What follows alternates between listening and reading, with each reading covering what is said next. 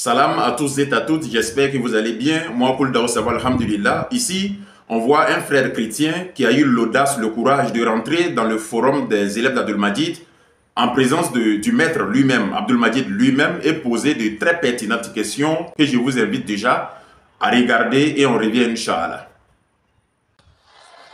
Il aura bien. Il aura bien. Je les aime beaucoup. Je les aime beaucoup.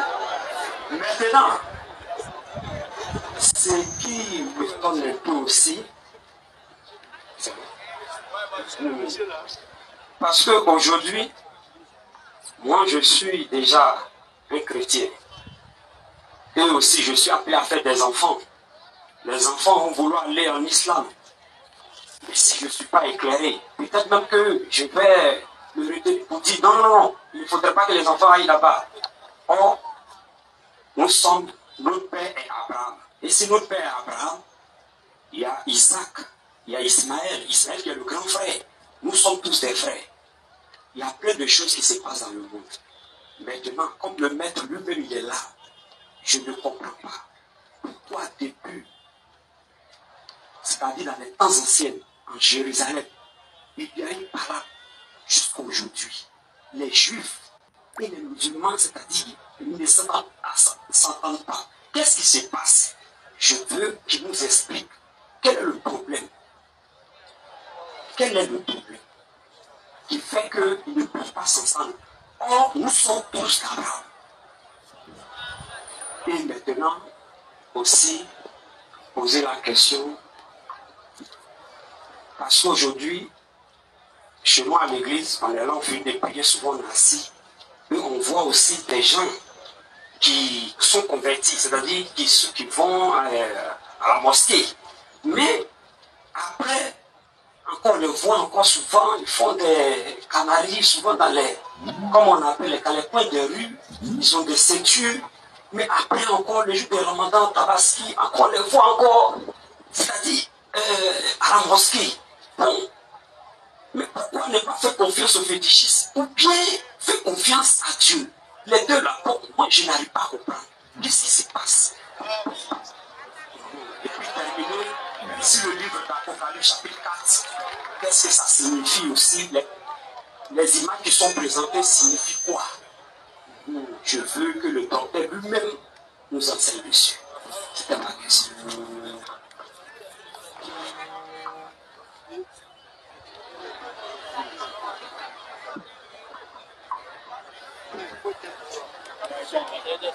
Assalamu alaikum wa rahmatullahi wa barakatuh. Nous remercions les frères Pouli pour cette préoccupation. Nous allons essayer de répondre la lumière à toutes ces préoccupations d'une manière globale. Parce qu'il y a encore beaucoup de personnes qui doivent poser peut-être des questions. Bon, il y a un point, celui du milieu que je vais placer, je me dois de placer la charrie avant le bœuf. Alors vous avez parlé de courir, hein, des grilles, des ceintures, des histoires. Bon.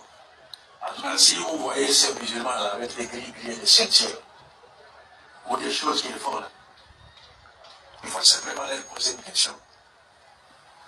Où le prophète Mohammed et ses compagnons l'avaient-ils fait? Est-ce que Mohammed et ses compagnons l'ont également fait? Ont-ils porté des ceintures comme ça? Ont-ils fait toutes ces choses-là? C'est pour vous dire que toutes ces choses n'ont rien à voir avec l'islam. Et que ça, c'est une autre science mondaine qui n'a rien à voir avec l'islam. D'ailleurs, quand tu me poses cette question, excuse-moi de te tutoyer, moi ça me fait honte. Directement, je me demandais dans mon fond intérieur, ces gens qui font ça, ils ne voient pas comment ils font la honte, ils font honte à la religion de Dieu.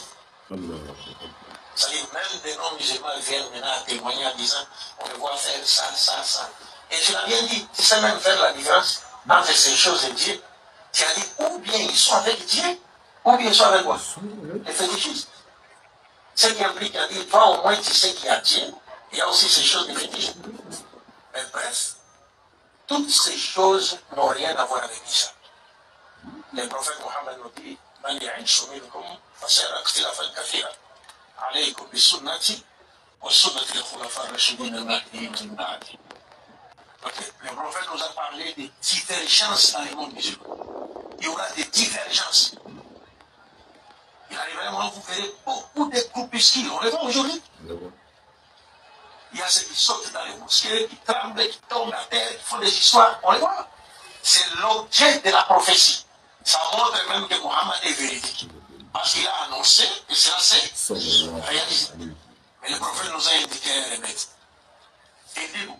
Toutes ces choses-là, si vous voulez retrouver la voie, la saine voie, qui vous conduira au paradis, allez dire alaykum bi sunnati wa sunnati al-khulafa ar-rashidin al-mahdiyyin min ba'di. Donc retournez, attachez-vous à ma sunna et à la sunna des califes guidés qui viendront après. Attachez-vous à cela. Prenez cela, mordez cela comme avec des dents. On appelle ça molaire. C'est la seule façon de retrouver la voie, la scène islam qui a été prêchée par le prophète Mohammed sallallahu alayhi wa sallam.